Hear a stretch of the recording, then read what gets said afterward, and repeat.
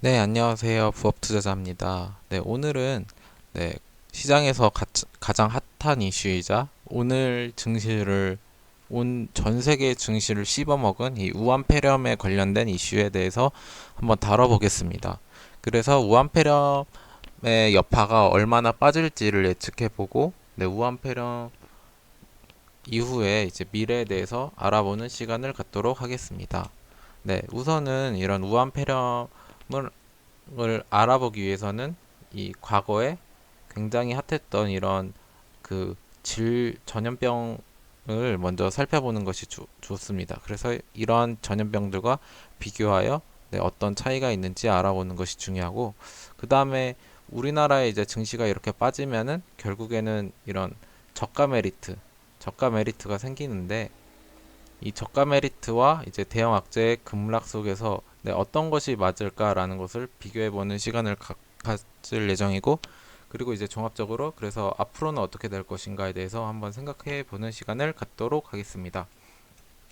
네, 우선 우한폐렴이 어떤 병인지 모르는 분들을 위해서 간략하게 설명하자면, 이제 우한시에 있는 이 우한 시장이 있는데요. 이 우한 시장에서는 정말 많은 야생 동물들을 이렇게 많이 팔고 있습니다.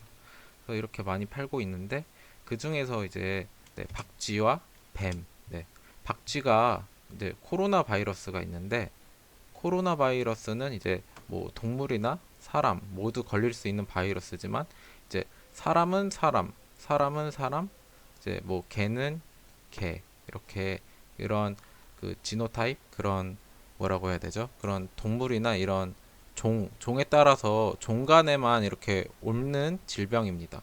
하지만 이게 박쥐가 뱀한테 옮기고, 이 뱀에서의 코로나 바이러스가 이제 변형되어서 사람에게 옮을 수 있게 됩니다. 그래서 사람이 뱀의 코로나 바이러스를 인지하지 못하고 항체가 없기 때문에 그냥 당할 수밖에 없 당할 수밖에 없는 것입니다. 그래서 우한폐렴이 위험하다고 할 수 있습니다.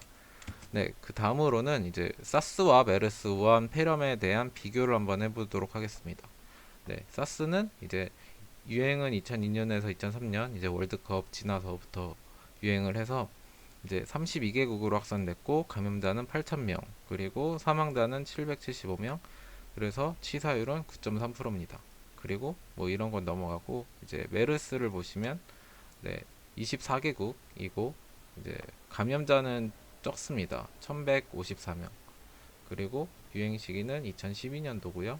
사망자는 굉장히 많습니다. 470명이고, 치사율이 40%입니다. 그리고 현재 우한폐렴은 이제 1월 27일 집계로 보시면 확진 환자는 이제 4,576명. 그 중에 사망자는 106명인데 한 2% 정도 나오지만 한 치사율은 한 3%대로 예측을 하고 있다고 합니다. 그래서 정리를 하자면 치사율은 메르스가 가장 높았고 40%, 얘는 한 9.8%였나요? 그리고 얘는 한 3%대. 그래서 굉장히 치사율이 높은 메르스. 하지만 전염성은 우한폐렴이 높다고들 합니다. 뿐만 아니라 초기 대응이 좀 미흡한 부분이 많이 이런 유튜브나 이런 뉴스 같은 데서 많이 나왔고요. 그래서 이제 베이징에도 퍼졌기 때문에 확진 환자는 계속 늘어날 것으로 예상됩니다. 그래서 하지만 이제 결국에는 치사율과 전염성을 네, 합치고 이런 과학기술의 진보까지 합친다면 과거 전염성에 비해서 임팩트가 크지 않다고 생각하는 게 결론입니다. 그러니까 치사율은 이렇게 낮고 전염성은 높지만 치사율이 낮다는 것도 있고, 이제 이런 2002년도와 2012년도에 비해서 우리의 과학기술이 진보를 했기 때문에 빨리빨리 이런 치료제가 보급되지 않을까라는 기대도 있습니다. 네. 그래서 그 다음으로 중요한 거는 이제 시장이 언제까지 악영향을 끼칠까라는 게 이제 가장 중요하겠죠. 그래서 이제 과거를 통해서 예측을 한번 해 보겠습니다. 그래서 이제 이때가 마이너스 13% 빠진 2002년 12월이거든요. 그리고 이때 아까 2002년에서 2003년도라고 이제 뭐 말을 했는데 이 사스가 네, 그래서 이렇게 많이 빠진 게 아니냐라고 우려를 할 수 있지만, 네, 이쪽에서는 이제 이때 기사를 보면은 이제 사스에 대한 내용은 전혀 없고, 이제 북핵 문제와 미국 이라크 전쟁 가능성으로 투자 심리가 하, 이제 하락해서 급락했다는 내용이 나옵니다. 그래서 이때는 이라크 얘기였고, 이때가 이제 사스 때문에 네, 빠진 네, 내용입니다. 그래서 이제 뭐 이런 전염병으로 이제 주가는 한 7%, 그 저가 기준으로는 한 10% 정도 빠질 수 있겠다라고 예측을 할 수 있고요. 근데 그 다음으로는 이제 저가가 마이너스 21%, 종가가 이렇게 마이너스 11%가 빠졌는데, 이렇게 되면은, 이렇게도 빠질 수 있겠구나라고 생각할 수 있지만, 이때는 네, 그리스 파산이었습니다. 네, 2011년도였고요. 사실 2012년도에 그 메르스의 여파로는 이제 여기서 보시듯이 저가가 10%, 종가가 마이너스 6.9% 정도 빠졌습니다. 네, 정말 우연치 않게 이게 되게 유사합니다.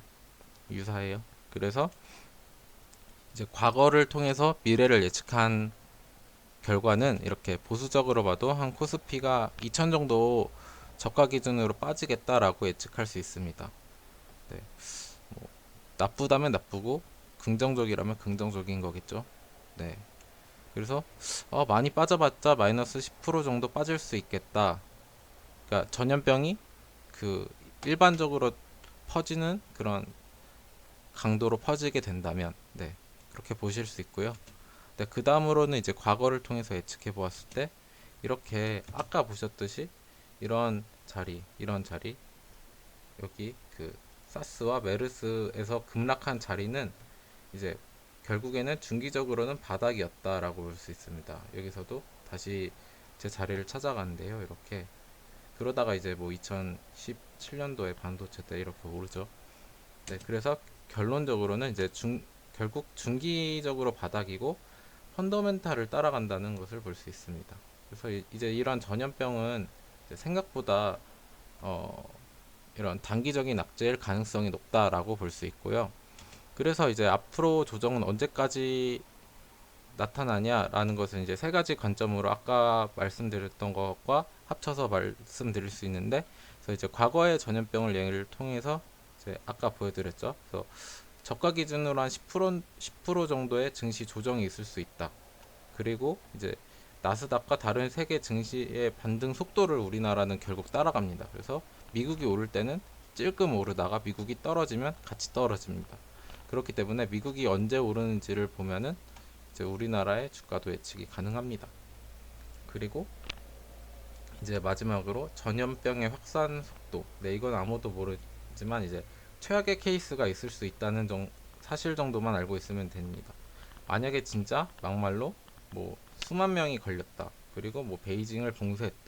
뭐 물론 이런 일이 있을 수는 없겠지만 뭐 이런 식으로 있을 때는 좀 더 빠질 수는 있지만 이런 일반적인 전염병의 케이스를 따라간다면 어, 과거와 같은 흐름을 지속할 수 있다는 게 결론입니다. 그래서 이제 나스닥과 다른 세계 증시를 한번 보았는데요.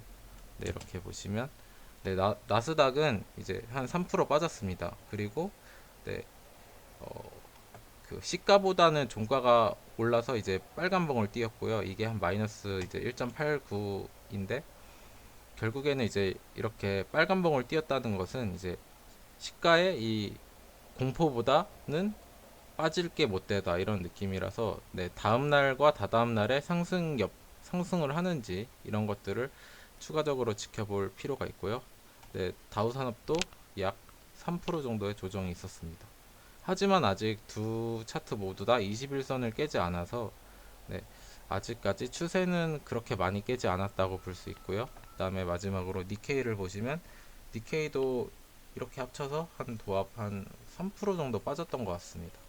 그래서 니케이도 굉장히 긴, 조금 긴 이런 양봉을 그렸습니다. 그래서 얘도 시가보다는 종가에 좀 올라왔다.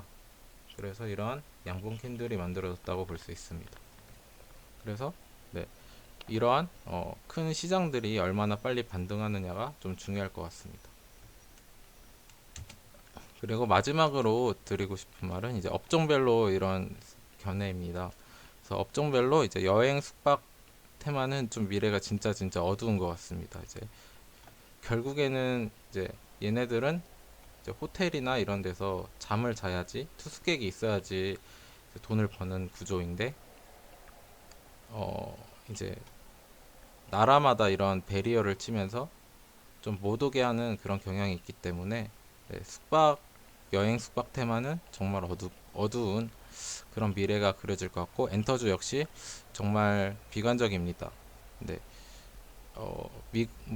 한국과 중국의 이런 사이가 좋은 것은 이제 긍정적이지만, 이제 엔터주 같은 경우는 주 매출원이 콘서트 수익입니다. BTS가 돈을 많이 버는 이유는 이제 앨범도 있지만 이런 큰 콘서트장에서 네, 떼돈을 벌기 때문인데요. 하지만 이제 전염병의 입장에서 보았을 때는 거기는 이제 전염병의 전파의 장입니다. 그래서 네, 가수 노래를 기침을 누가 콜록콜록 하면서 따라 부르면 이제 다 걸립니다.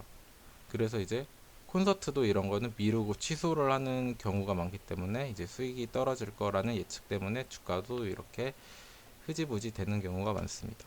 그리고 반도체 같은 경우는 결국에 펀더멘탈을 따라가는 친구들인 것 같습니다. 그래서 조정 시 사모으면 좋을 것 같고, 이제 제약바이오 같은 경우는 우한폐렴 테마로 결국에는 가는 놈들은 가고 안 가는 놈들은 같이 빠지긴 하지만, 이제 우한폐렴 관련주로 엮은 애들은 좀 갈 것 같습니다.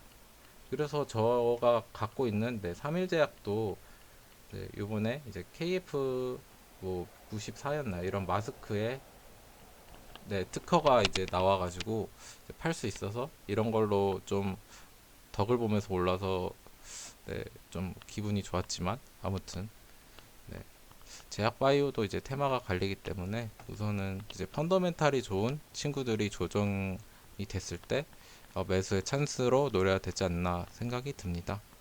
네, 오늘은 여기까지 하도록 하겠습니다.